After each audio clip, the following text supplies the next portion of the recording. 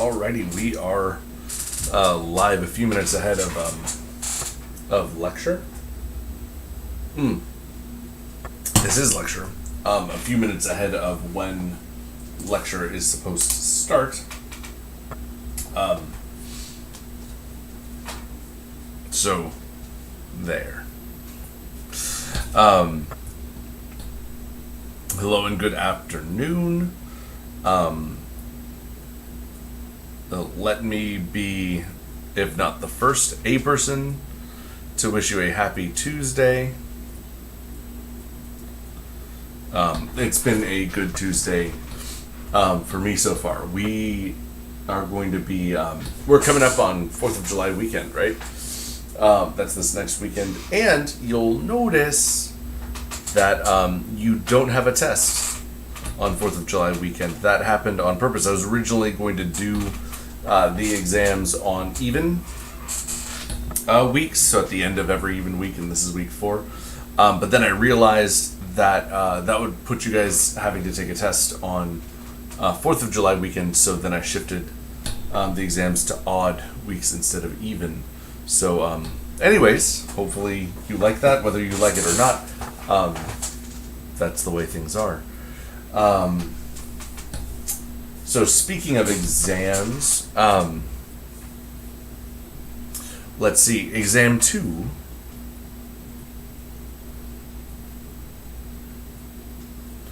is going to be, again, not this weekend, but the following weekend. Let me check the official time for that.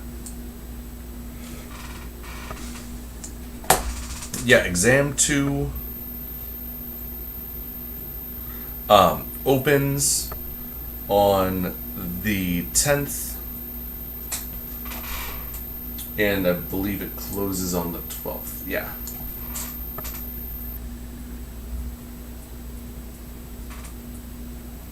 '10th to the 12th, so it is 10 days away.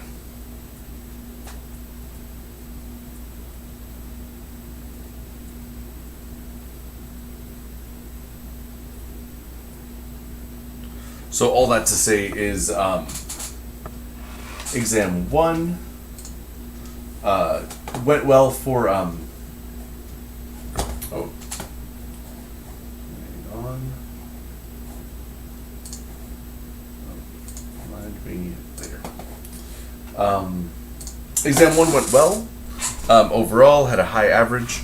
But remember that exam 2 is looming on the horizon. Again, you won't have to take one over the holiday weekend, but then the next weekend the next week, it'll roll in on Friday. I do have a little bit of information. I'm almost done writing it. By almost done, I mean like 98%, and it will cover just 2 chapters. Exam 2 will be chapter 5 and chapter 6. So I decided to not put any chapter 7 on the exam. We will be wrapping up chapter 6 this week, so you will have seen all the material that could make it on the exam by the end of this week, and so you'll have, again, one weekend to study and celebrate the 4th, but you'll have a week between when we finish the material and when you get tested on it. And again, I know it's not a lot of time, but it's just the relentless summer pace. So that being said, if you found the material and it's by the way, it's going to be approximately about a 50-50 split between the 2 chapters. All right, so you can expect, it may not end up being exactly 50% of each, but you can expect roughly it to be half of chapter 5, half of chapter 6. So if you've been struggling with chapter 6, I encourage you to study it as hard as you can, and really, really dig into it, because this material is going to be half of your exam 2, but it will also show up on every exam after that. The stoichiometry stuff never goes away once it gets introduced. It's like COVID. Now that it's there and it's out there, it'll never completely be gone. We might get better at it, we might get more resistant to it, but it's never going to leave us alone, like the flu. The good thing about stoichiometry is it's done once you're done with chemistry, so that, unlike COVID, does have an end date, but as long as you're in the class, it doesn't. If you're struggling and looking for resources to help you, don't forget that we have office hours. Office hours twice a week for 3 hours at a time, right? So there's 6 office hours total. 3 hours every Tuesday and Thursday. And that's 30 minutes after class from 3 to 6 p.m. The second thing that I want to bring to your attention, if you haven't used it, is FLC, the tutoring center, is and does offer free online tutoring. I know at times, depending upon how many people are logged on and are asking questions, office hours might feel a little bit like a mad grab, right? Like everybody's like asking me questions and it may feel a little chaotic. If you need something more pared down, more focused, where it's just you and a tutor, hit up the FLC Tutoring Center. I will be, I can post a link to that in our Canvas a little bit later today. In case you're wondering, where do I go? How do I get this? They said that they've held like something ridiculous, like 270 tutoring sessions already this summer session. So, and they support chemistry. So if you need help, that is another resource that's available to you, and it's no charge, which is awesome. All right, okay. So I think that's all the business. That is the business side of things.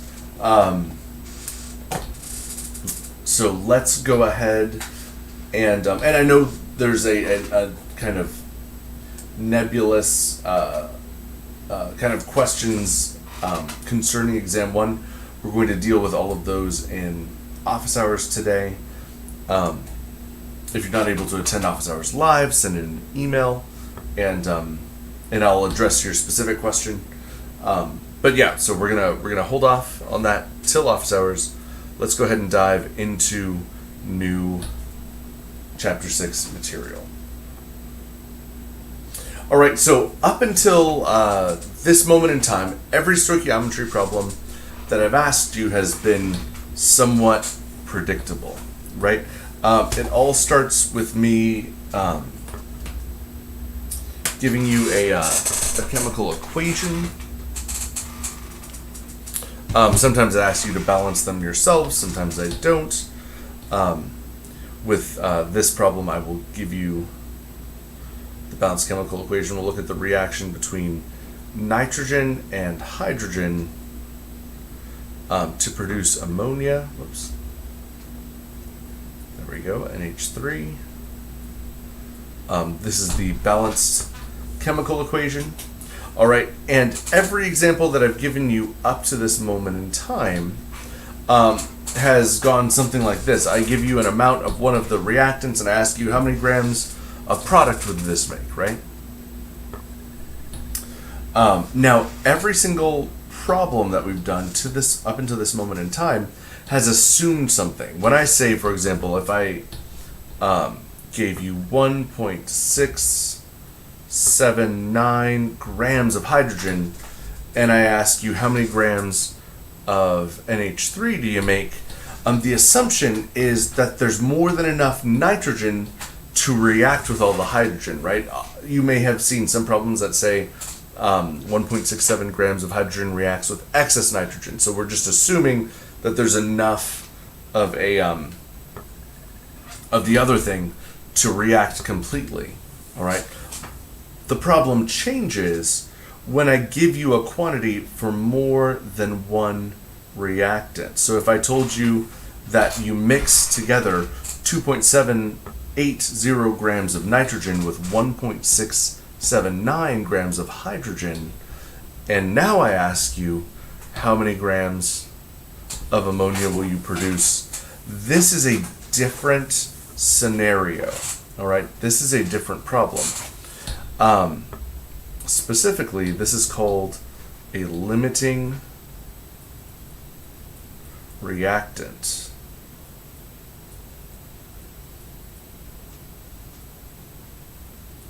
This is called a limiting reactant problem. All right, and here's why it's different.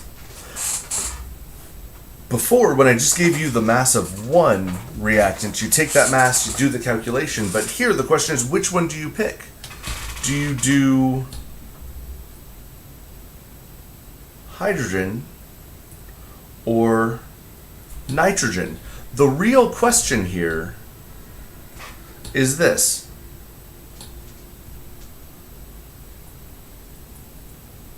Which reactant will run out first?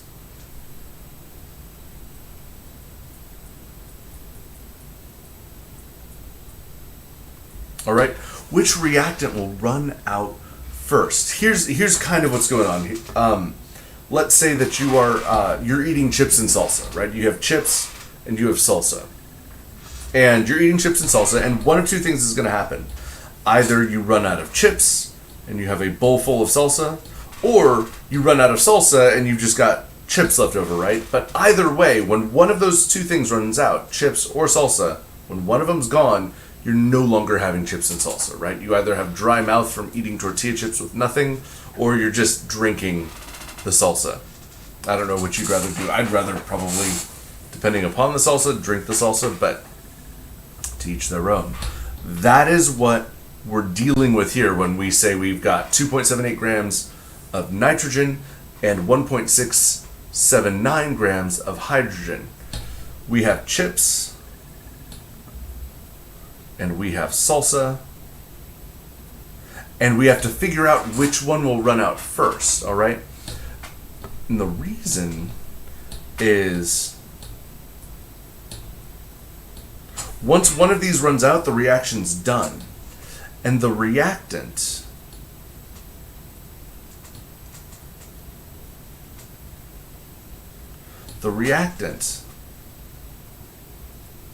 that runs out first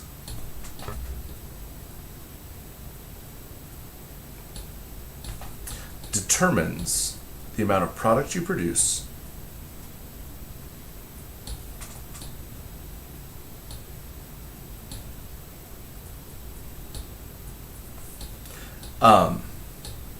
so it determines the amount of product you produce, and the name for it is the limiting reactant. So we say that it is called the limiting reactant. Often abbreviated as L period R period.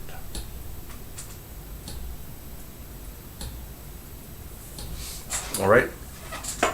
So when you're dished up a problem like this, you have to determine which one is going to run out first. That will determine your theoretical yield. Once you determine your limiting reactant, it will determine your theoretical yield. Yeah. And the cool thing is, for instance, about chips and salsa, is since we're doing this online, everyone except me can be eating them in class and it doesn't bother anyone. The reason why I can't is because all the crunching would get picked up by my microphone and probably be distracting. All right. Okay, so let's do this problem. So you may be going, okay, how do we determine which one will run out first? And the cool thing is, you're going to do so by doing a calculation you already know how to do. You are going to do the calculation with each one of these each one of these reactants, you're going to take 1.679 grams of hydrogen and 2.780 grams of nitrogen. We're going to do the calculation for theoretical yield with each one, all right? And then whichever one gives us a lower number, that is the theoretical yield, and the reactant that that lower number came from is the limiting reactant. So in practice, these problems aren't that much harder to do. You're just going to do the same calculation 2 times over. All right? So step number 1, let's do the calculation with our initial quantity of hydrogen. First, we need to convert from grams of hydrogen to moles. Right?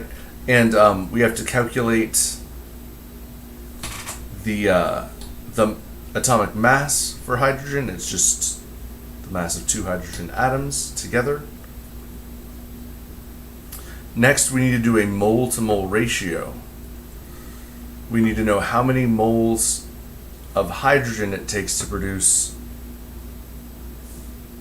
Well, let me rephrase that. We look at the balanced chemical equation and we see that it takes 3 moles of hydrogen to produce 2 moles of ammonia. And then finally, our last unit conversion, we convert moles of ammonia to grams of ammonia. All right, and here again, we have to calculate our unit conversion. But it's fairly straightforward to do. Nitrogen has an atomic mass of 14.1. Hydrogen is 1.1, but we have 3 of them, so it'll be 1.01, so it'll be 3.03 together. So our molecular mass for ammonia is 17.04. All right, now we can, when you look at our units, grams of hydrogen cancels grams of hydrogen, moles of hydrogen cancel moles of hydrogen, and moles of ammonia cancel moles of ammonia, leaving us with grams of ammonia.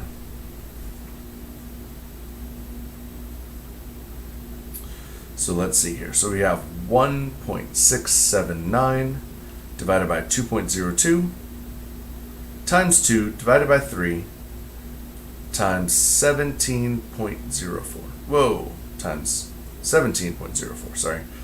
I punched it in weird. All right, so this comes out to be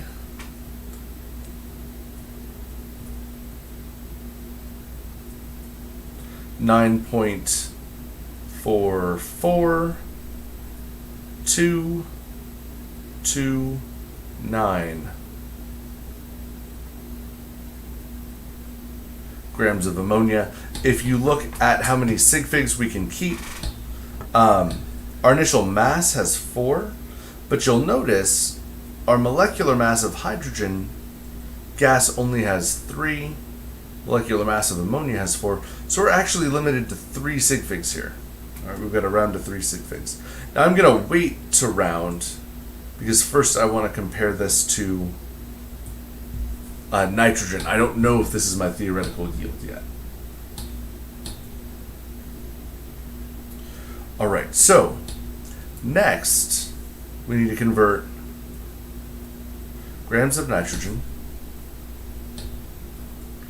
to moles, and nitrogen is 14.01, so 2 of them will be 28.02. Then we convert moles of N2 to moles of NH3. And then finally we convert moles of ammonia to grams of ammonia.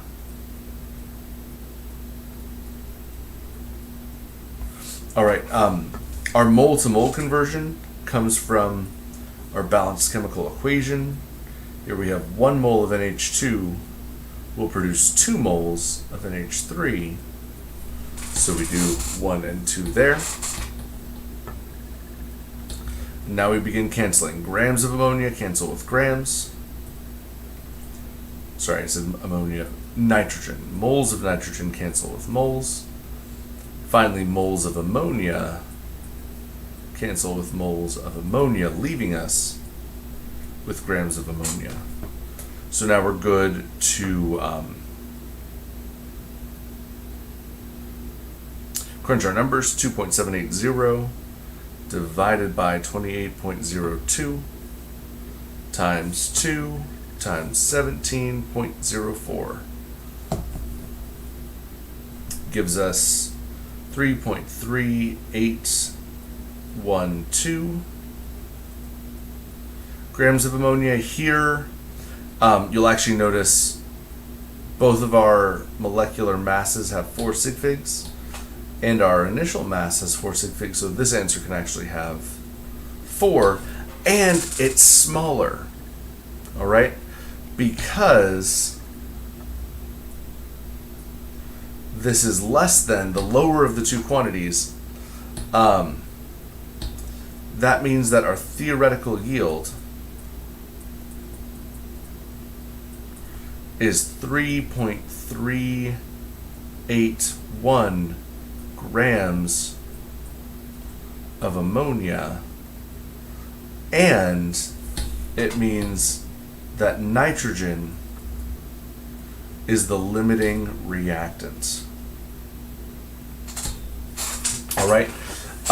Couple things I want to point out. Notice nitrogen is the limiting reactant, even though there's a larger mass of nitrogen. All right. You can't ever just look at the mass of each reactant and pick the smaller mass, because even though there was a lower mass of hydrogen, there were more hydrogen molecules present in that sample. So there's more going on. Also, the molar ratios within the chemical equation will affect how much product is made, etc. So you just have to do this calculation twice, once for each reactant. All right. So, and then once you do, you pick the lower of the two numbers. That is your theoretical yield, and you've identified your limiting reagent. All right. So it may seem like a lot, especially at first when I was introducing it, but at the end of the day, it's just 2 stoichiometry calculations rather than 1. So it's double the work, more or less. Okay. How are you guys doing with limiting reactants? I've got another example keyed up, but if you have any questions that you want to get addressed first, we can totally do that. If not, then we will move forward to our next example, which I'll start writing, but fire any questions that you may have at me. All right. With this next one, this will be more of a full metal problem. I'll set this up where we'll have to balance and do all that wonderful stuff. So,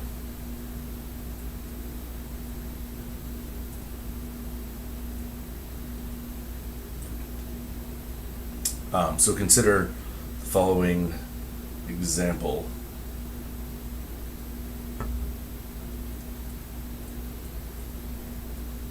So HBr, we haven't actually covered how to name acids yet in this in lecture, so I'm just going to give us hydrobromic acid. We'll be covering that, I believe, in chapter 10. HBr plus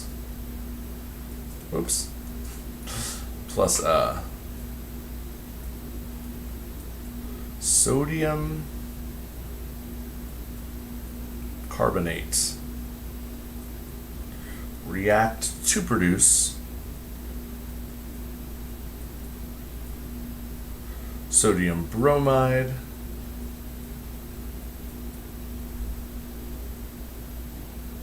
carbon dioxide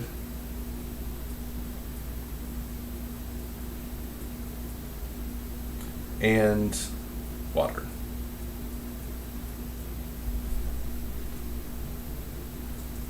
All right, part A, is write a balanced chemical equation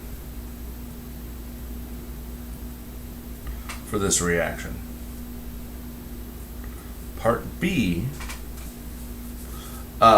states 1.00 grams of HBr is mixed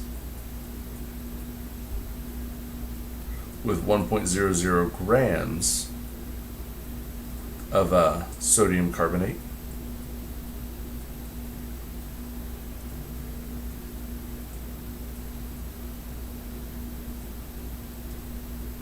A, B, C. Oh wait, I just made a statement. I didn't ask us to do anything. Part B. So 1 gram of each is mixed with the other.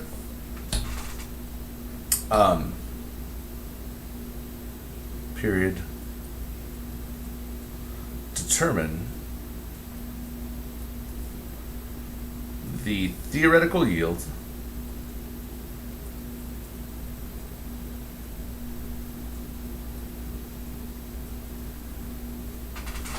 of carbon dioxide.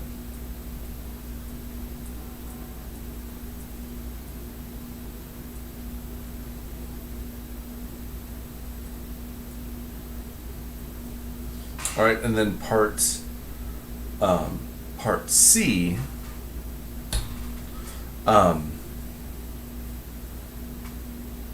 Part C reads like this: if the actual yield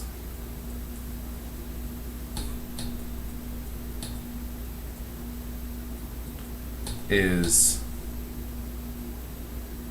0.200 grams of carbon dioxide,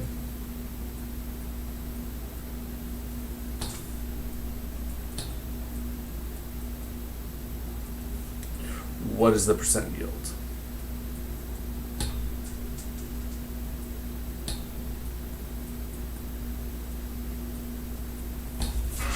All right, so here is a 3-part problem. This is all exam caliber, exam worthy material. So let's go ahead and dive in with writing a balanced chemical equation for this reaction. All right. So with part A, we need to write a reaction, a balanced chemical equation between HBr, right, bromic acid, and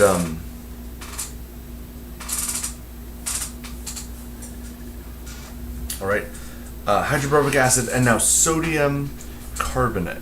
Okay, sodium from the periodic table has a charge of +1. Carbonate is one of our polyatomic ions. It's CO3 with a -2 charge. So that means we need 2 sodium cations to balance with our carbonate anion. So Na2CO3 is the chemical formula. Next, we're dealing with sodium, which we already know, and bromide, which is a charge of -1. So that is NaBr, they combine in a 1-to-1 ratio. Carbon dioxide, which is covalent, so we just write out the number of atoms for each, and water, which hopefully you know is H2O. All right, these are all the reactants and the products for our reaction. Now we have to balance it.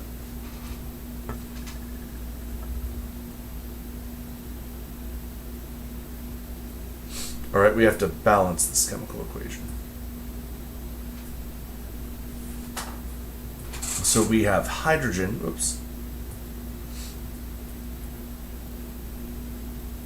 hydrogen, bromine, oh wait, hang on. I don't want to do this on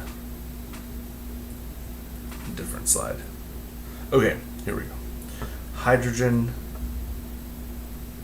bromine, sodium, carbon, and oxygen. All right, 5 elements in play: hydrogen, bromine, sodium, carbon, oxygen. Whenever we're balancing a chemical equation, we make an inventory of how many of each atom we have on both sides of the reaction, and then we balance. We make sure that the number of atoms are the same. So on the reactant side, right now we've got 1 hydrogen, 1 bromine, 2 sodium, 1 carbon, 3 oxygen.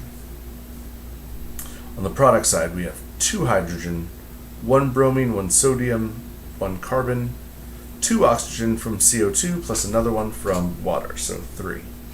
All right. Now to balance here, we have 1 hydrogen on the reactant side, 2 on the product side. We need 2 on the reactant side, so we multiply HBr by 2. This balances hydrogen, but kind of messes up bromine. All right. Now we can fix it if we multiply sodium bromide by 2. This will balance our bromine count and also our sodium count as well. So this is the balanced chemical equation, just with a stoichiometric coefficient of 2 in front of hydrogen and hydrobromic acid and sodium bromide. All right, that's part A, balanced chemical equation. Part B is we're given that we have 1.00 grams of HBr and we have 1.00 grams of sodium carbonate, and we're asked to find the theoretical yield of carbon dioxide. All right. So this is a limiting reactant problem because we're given starting quantities of both reactants and products. Of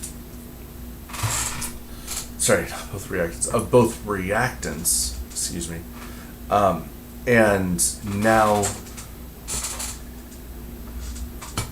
we have to figure out our limiting reagent because that will determine our theoretical yield. All right, so step 1. Let's see how much theoretically could be produced from 1 gram of HBr. We're going to put grams of HBr in the denominator, moles in the numerator. Now here we have to calculate this. Hydrogen has a atomic mass of 1.01. Bromine has an atomic mass of 79.90. So when we add these together, 80.91. All right. 80.91 is the molecular mass of HBr. Next, we convert moles of HBr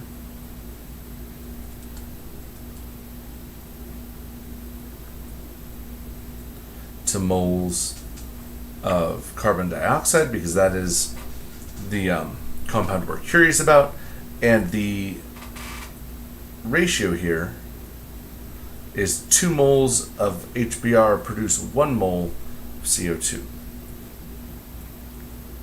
Finally, we need to use the molecular mass of carbon dioxide to convert from moles of carbon dioxide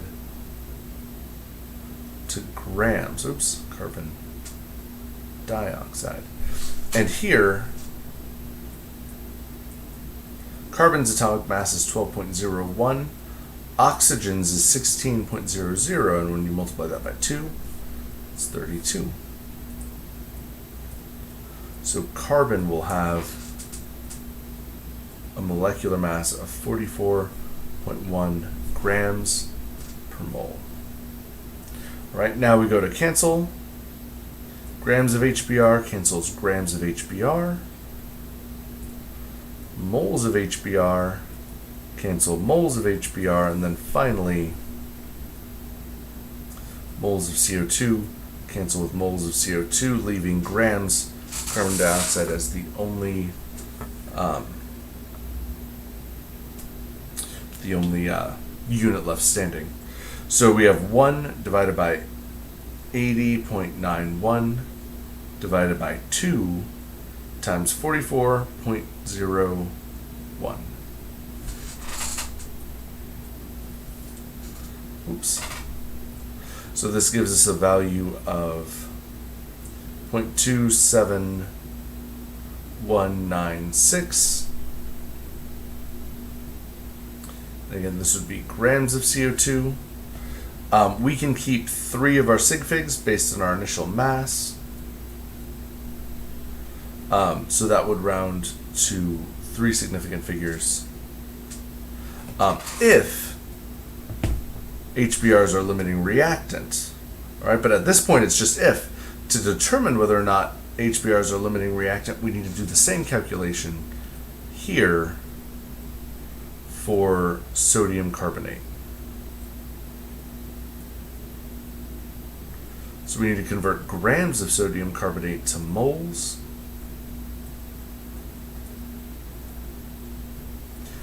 Next, we convert moles of sodium carbonate to moles of carbon dioxide. And then we convert moles of carbon dioxide to grams of carbon dioxide. Oops.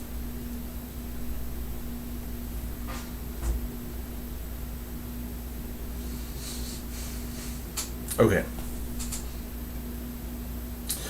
First, we need to calculate our molecular mass of sodium carbonate. Sodium, I believe, is 22.99. Yep. Carbon's 12.01.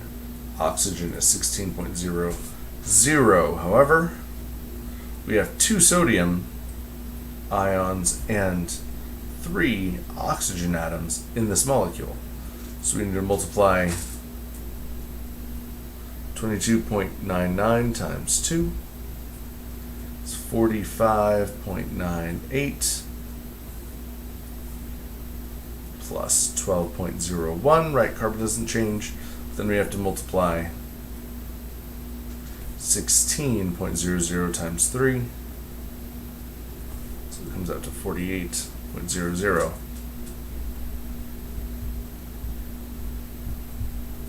Add these all together and they come out to be 105.99.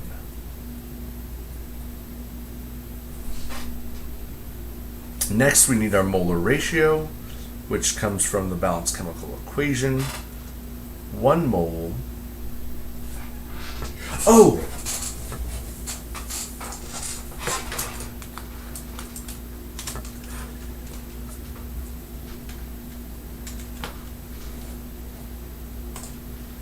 I totally can.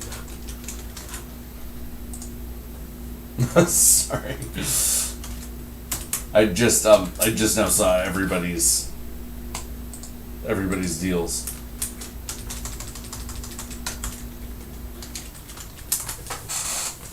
Sorry about that. You know what? Actually, I'm gonna move that just a little bit closer, so that your comments are not quite so far in my peripheral. Okay. I apologize. I will totally go slower. Okay. So where are we? Okay. We have our ratio to get from grams of sodium carbonate to moles of sodium carbonate. No worries. I don't want you to think I'm ignoring you all. I only just saw all 3 of those comments. But now I can see it better. Okay, so anyways, where were we? Okay, we've got the grams to moles for sodium carbonate. Now we need the ratio to go... Yes, dude, the conversion forest is a serious thing.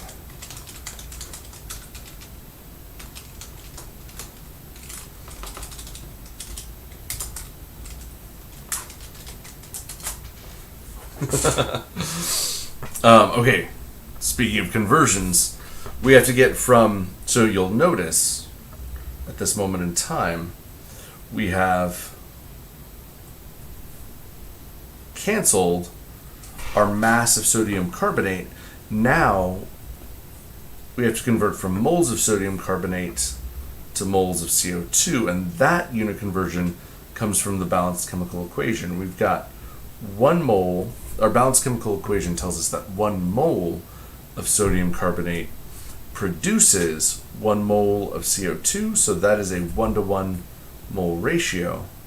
And now we can cancel moles of sodium carbonate.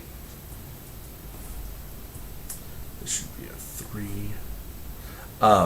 With moles of sodium carbonate. Finally, we need to convert from moles of carbon dioxide to grams of carbon dioxide, and this unit conversion we calculated in the previous step. 44.01 grams of carbon dioxide are in 1 mole. So now moles of CO2 cancels. And we can get our number, we can crunch our numbers to get our answer here. So we have 1 divided by 105.99 times 44.01. All right, so this comes out to be 0.4152 grams of CO2. We would round this to 3 sig figs, but we don't have to, because at this moment in time, we compare our 2 possible answers and select the smaller. So between these 2,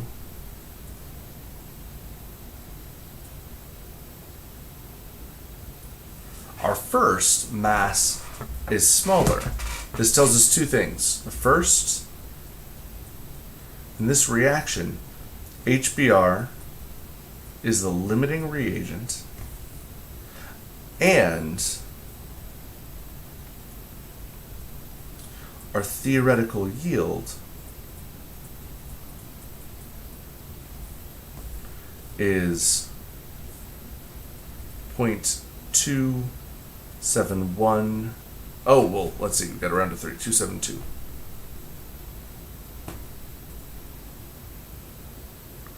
Grams of CO2.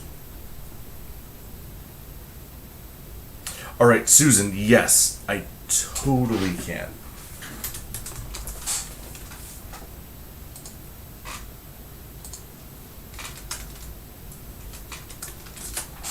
Okay, so before we move on, so this is our theoretical yield, but before we move on to calculate our percent yield, Susan has a question, and that is,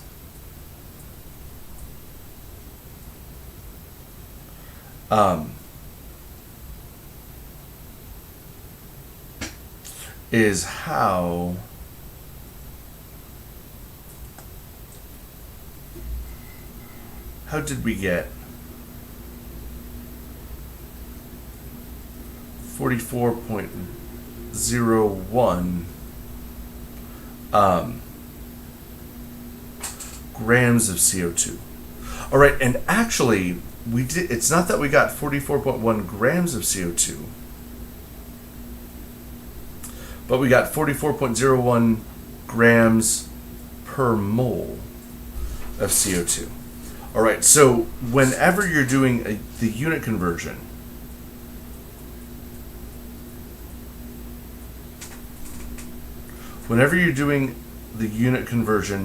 that goes between grams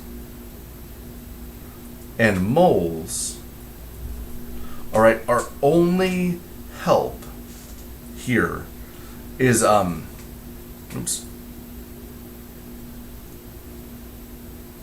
is the periodic table.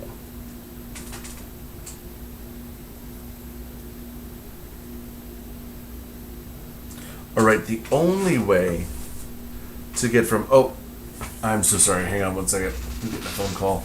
I'm not going to take it, it's not for me, but I just got to run my phone.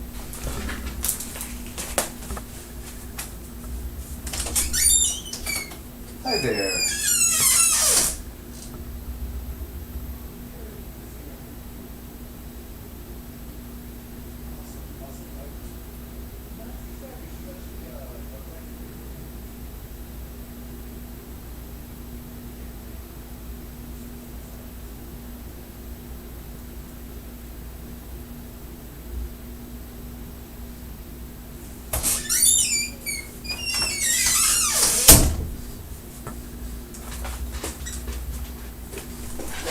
Oh,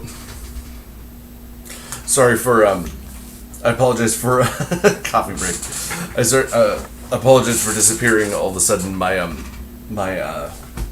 kid had a doctor's appointment on the phone, and sorry, and they called my phone instead of my wife's, so I had to jet and get her the phone. Okay, now I'm back. So, whenever you're doing unit conversions between grams and moles, we always look to the periodic table. All right? We always look to the periodic table. And the reason why is because the unit, we know that, here, hang on 1 second. Hey, Soaps. The microphone's picking you up. Could you relocate to a different room? Let's do it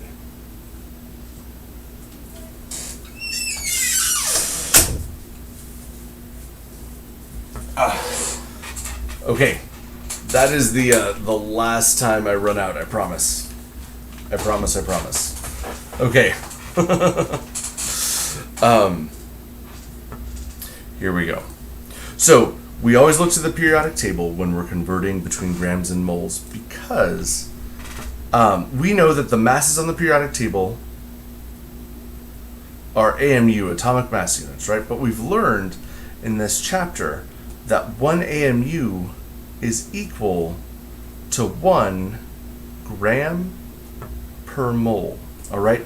That the mass values on the periodic table tell us the amount of grams for each atom present in 1 mole of whatever atom, whatever element we're talking about. Now, that means that, for example, for oxygen,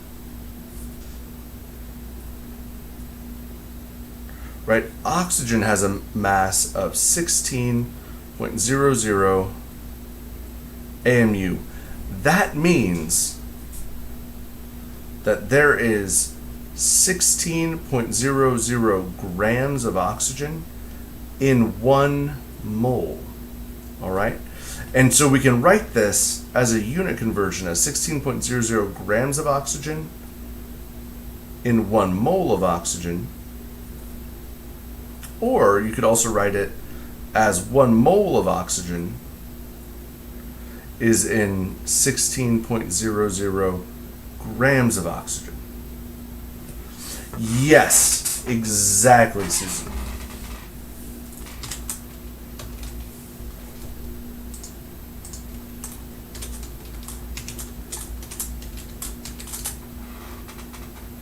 That is exactly correct.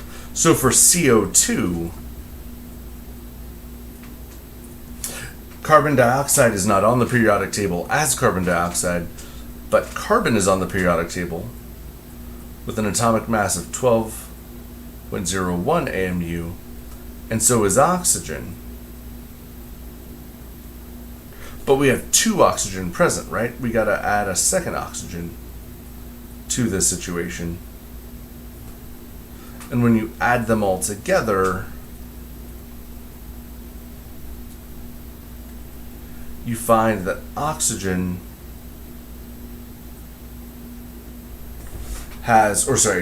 carbon dioxide has a molecular mass of 44.1 AMU. That means that there are 44.01 grams of carbon dioxide in 1 mole, and that is where that 44.01 grams came from.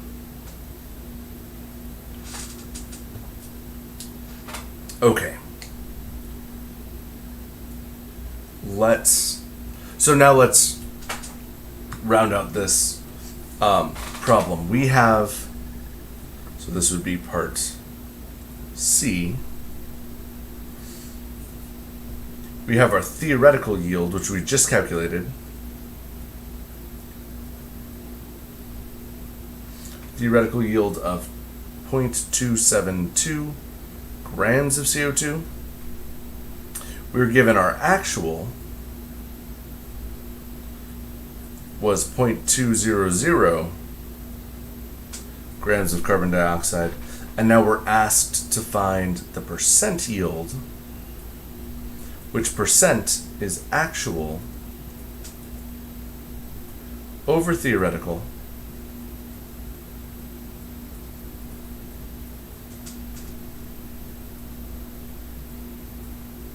times 100. All right, so actual is 0.200,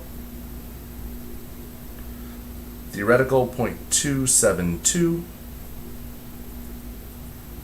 times 100, and now,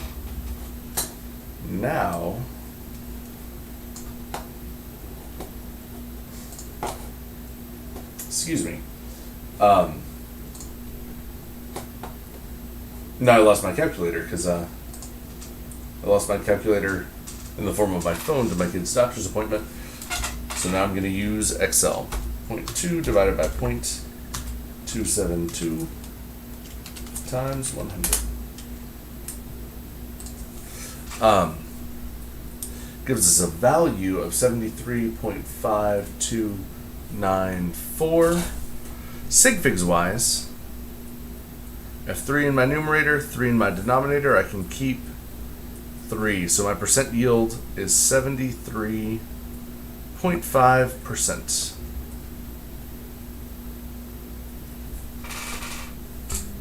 All right. So that is the answer to part C. All right. Deep breath. That was a long problem.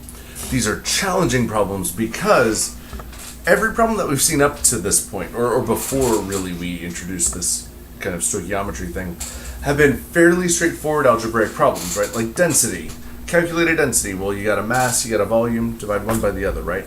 Stoichiometry problems involve multiple calculations on multiple levels. So it's a lot more complex than we've seen. It takes a lot more thought, and there's a lot, just a lot more going on. Oh, Peyton, interesting question. Is that considered not to be a strong percent yield? So interesting question. Okay. So in general, percent yields in the 90s, those are like A's, right? Those are considered very high. 80s, not so great. 70s, 60s and lower, very inefficient, right? Now, but whether or not we consider this, like, in the world of science, whether or not we consider this a good percent yield, it partially depends upon the number, but it partially also depends upon the reaction. Some reactions are very efficient. Some reactions are known for getting very high percent yields. Other reactions are notoriously inefficient. So for this particular reaction, 73.5 would be low. This type of reaction tends to produce 95+% yields when it goes. There are other reactions, though, like I had to do a few in grad school that were very, very inefficient, but it was the only way to make the thing that I needed. So, super inefficient, but it was the only way to make what I needed. So on some of those reactions that I did, like a 68 was very good. Some of these reactions that I had to do were known for getting percent yields down in the 40s. So if I got up to like 50 or 60, I would be like, yeah, that was a really good reaction. So the answer is, still not great efficiency, but good considering what I was doing. Whether or not it's considered a strong percent yield kind of in the scientific realm, partially depends on the number, but it also partially depends on the reaction. This particular reaction we were looking at tends to be very high yielding. So if you got a 73.5% yield you would think something went egregiously wrong. Maybe you spilled something, maybe you messed something up, but this would be a poor percent yield for this reaction. Excellent question. All right, let's close off. Believe it or not, we have made it through all of chapter 6. Let's end with one more example. All right, let's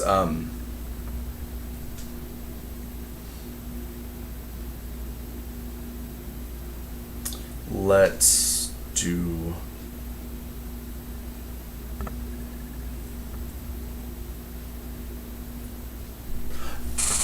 Jen, that is awesome.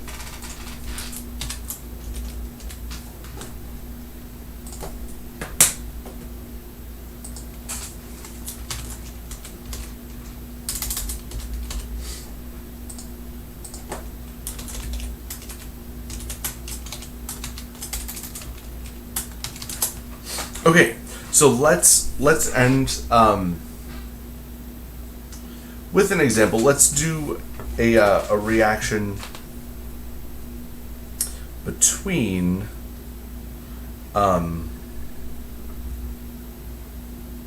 okay, here we go.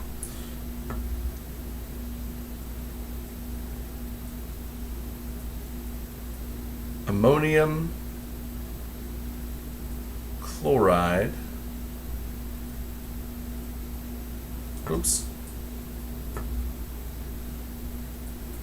reacts with calcium hydroxide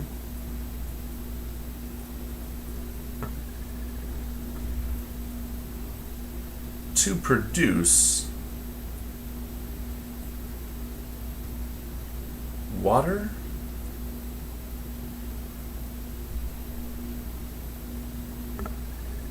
calcium chloride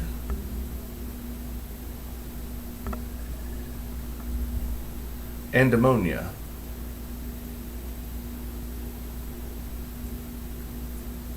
Oh, which is, sorry, it's a common name. And nitrogen trihydride.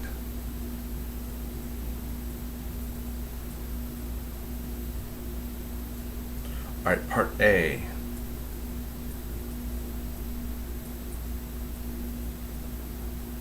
Let's write a balanced chemical equation.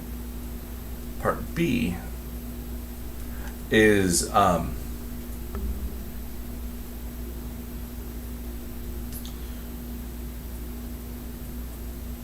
determine the theoretical yield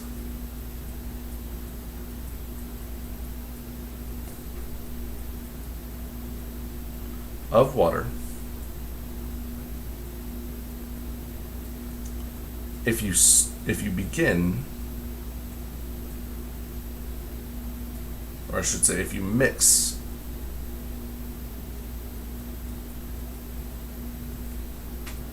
.00 grams of each reactant.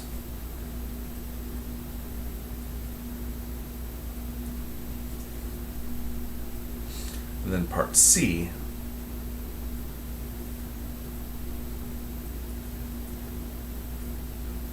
the percent yield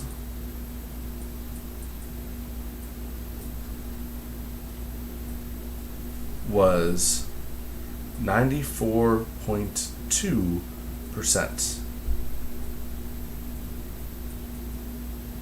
Determine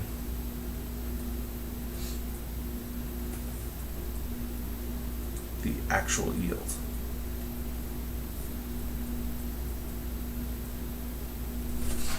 All right. So here we have it, parts A, B, and C. Let's get into it.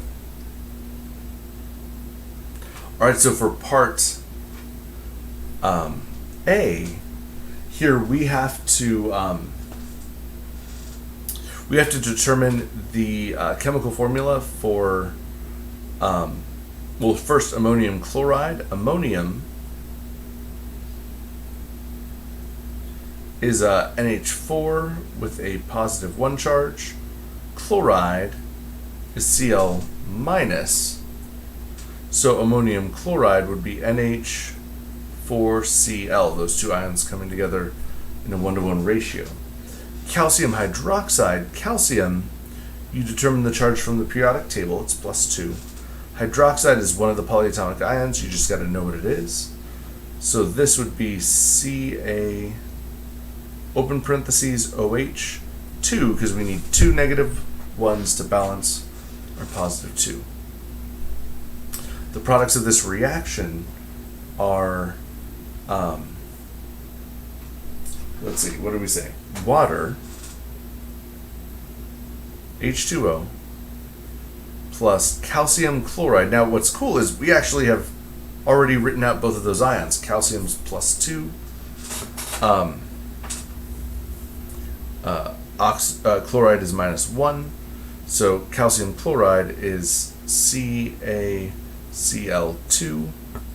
plus nitrogen trihydride is just NH3. All right. Sorry, I gotta rewrite calcium hydroxide, and this produces. All right, there we go.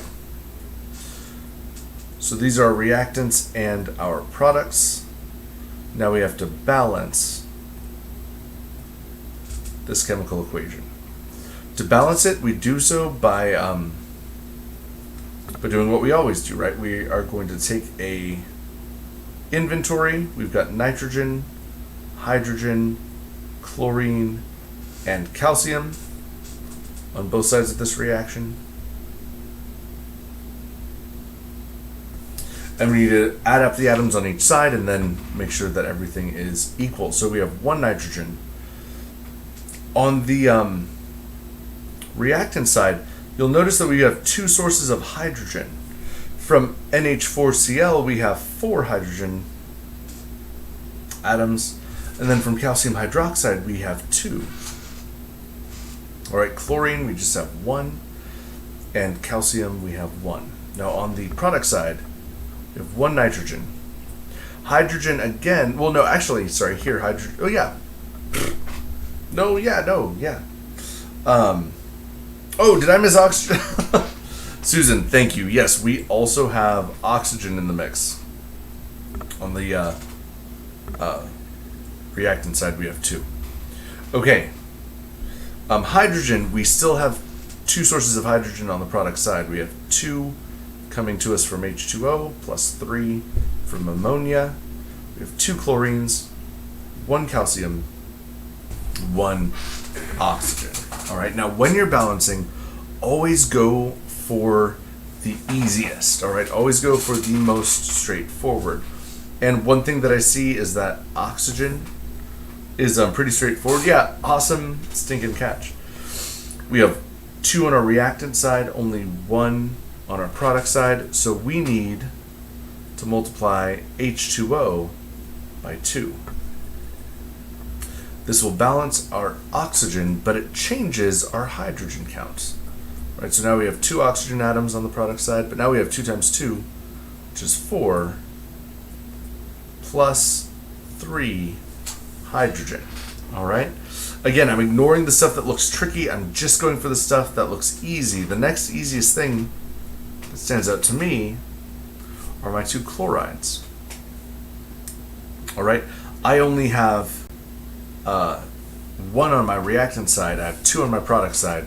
So I need 2 molecules of NH4. This will balance chlorine, but you'll notice it's about to throw a ton of stuff into chaos. Right now I have to multiply nitrogen by 2, and the 4 H's have to multiply by 2.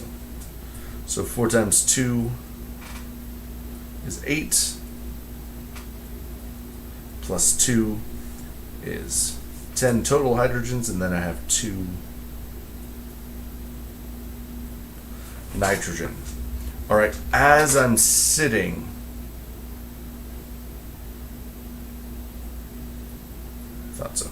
Let me just rewrite this too. All right, currently, oxygens are balanced, calcium's balanced, chlorine is balanced. Hydrogen and nitrogen are the two that need help the most. And when I look at my hydrogen count, I have no idea how to make 7 equal 10. But nitrogen looks doable, right? If I multiply NH3 by 2, that will balance my nitrogen count and change my hydrogen count. So now it's 4 plus 6, and 4 plus 6 does equal 10. All right, so actually, now this is my balanced chemical equation. Part A is in the bag. Let's look at part B. Determine the theoretical yield of water. All right, so we're being asked to find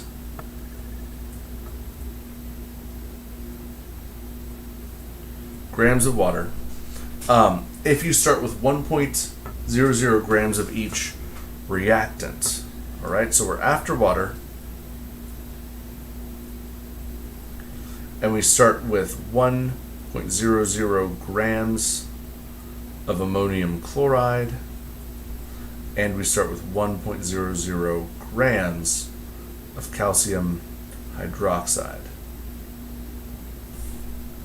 All right, so we've got some calculating to do, right? Because our first step is we need to calculate the mass of water based on both of these, and we select the lower one as our theoretical yield.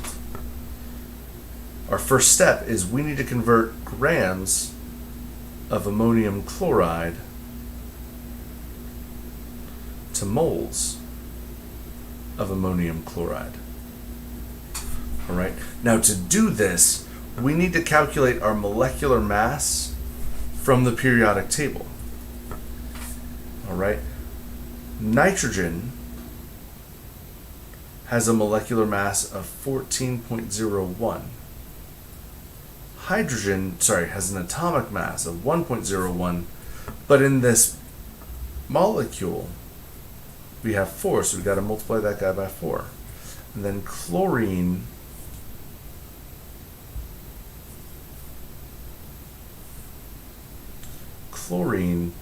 has an atomic mass of 35.45.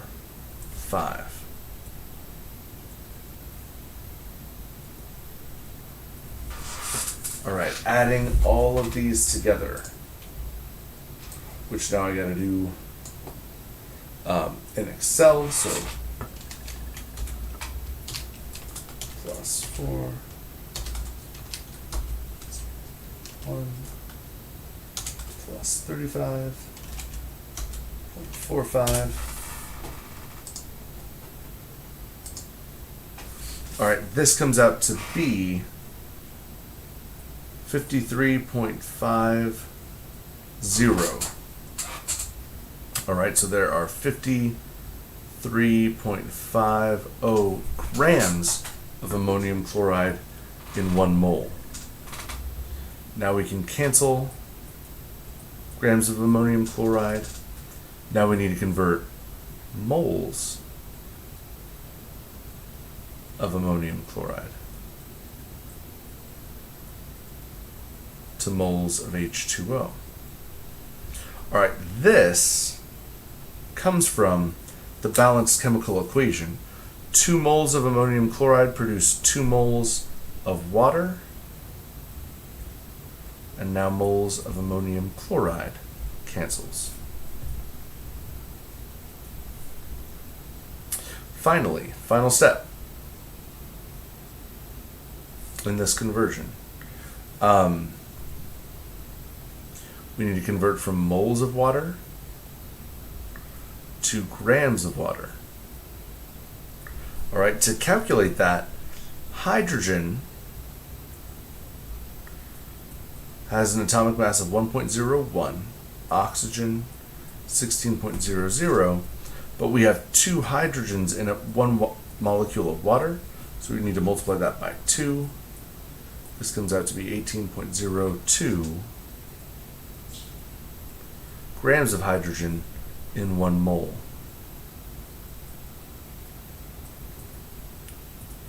Now moles of hydrogen cancel. And we're ready to crunch our numbers. So we have here 1 divided by 53.50 times 2 divided by 2, and then times 18.02. This comes out to be 0.3368 grams. All right.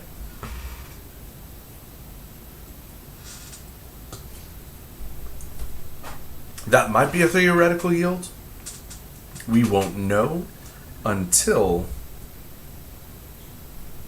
we repeat this calculation with our other reactants.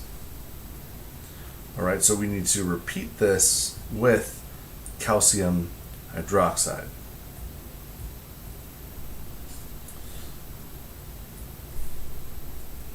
Let's start with our first conversion factor. We need to convert from grams of calcium hydroxide to moles of calcium hydroxide. Again, to do this, we're going to need the help of the periodic table. Calcium has an atomic mass of 40-something, of 40.08. All right, oxygen has an atomic mass of 16.00. Hydrogen has an atomic mass of 1.01. But in this molecule, we have 2 hydroxide ions, right? That means we have 2 oxygens and we have 2 hydrogens.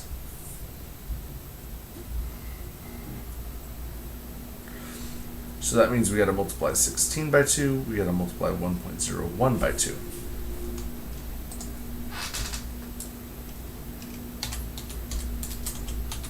Punching in all of our numbers.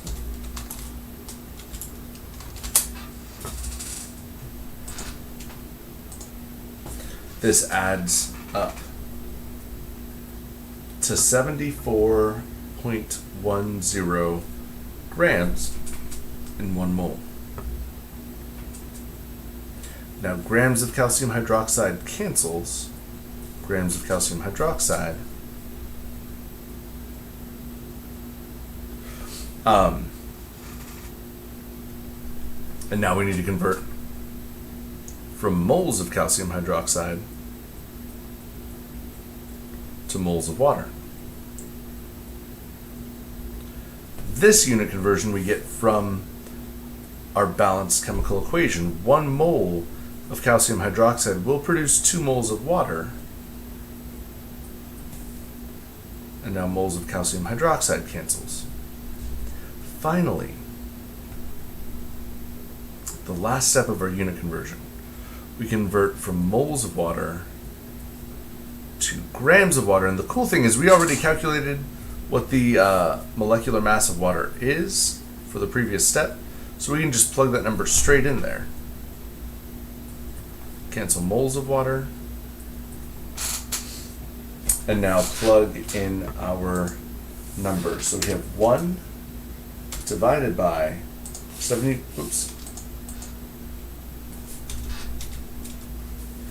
1 divided by 74.1 times 2 times 18.02. All right, and here, this comes out to be 0.4864 grams of water. All right, now,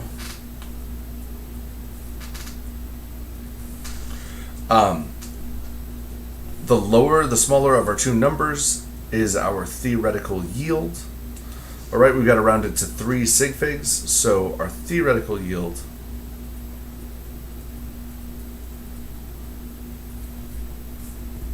is 0.337 grams of water. And that is the answer for part B. All right, I know we're going a couple minutes over, but let's go ahead and finish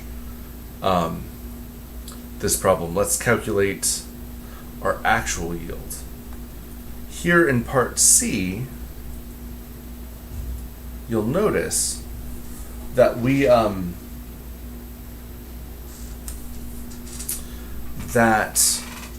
given,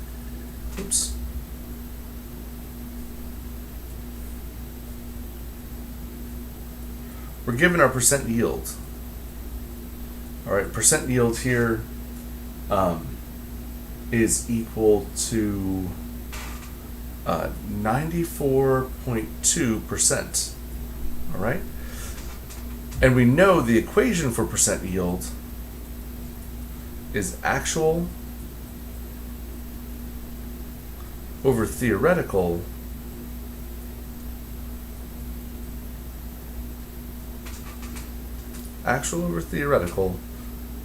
times 100.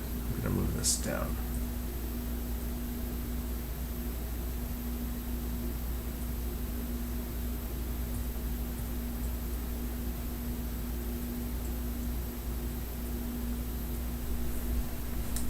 All right, and when you look at this equation, we know our percent yield, we know our theoretical yield, we're being asked to find our actual yield. All right, so we just have to do a little algebra to get there. 94.2 is equal to actual divided by our theoretical, which is 0.337 grams times 100. All right, to find our actual yield, we have to isolate it on one side of the equation. So we put 100 in the denominator, 0.337 grams in the numerator, and we multiply both sides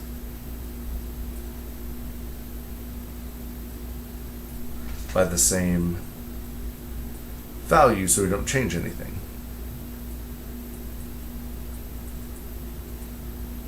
So our actual yield is equal to 0.337 grams times 94.2 over 100. And these are numbers we can crunch. 0.337 times 94.2 divided by 100. So our actual yield comes out to be, rounded to 3 sig figs, 0.317 grams.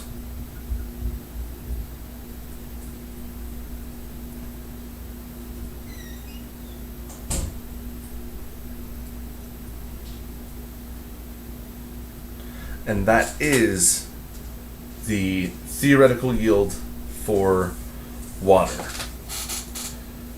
Okay, these problems are huge. They're gigantic. They're challenging. They take a lot of thought and they take a lot out of you. So my advice for studying this business is don't sit down and do like a million of these all at once. Do a cluster of them a day. Do like 2 to 3 every day. That's the best way to kind of intercalate it into your brain and make it part of your thought process. Cool? Okay. We're going to stop here. It's 2:37. I'm going to pause, run, eat something really quick. I will be right back and we will do office hours. So stay tuned. Let's see. Jen, great. Yep.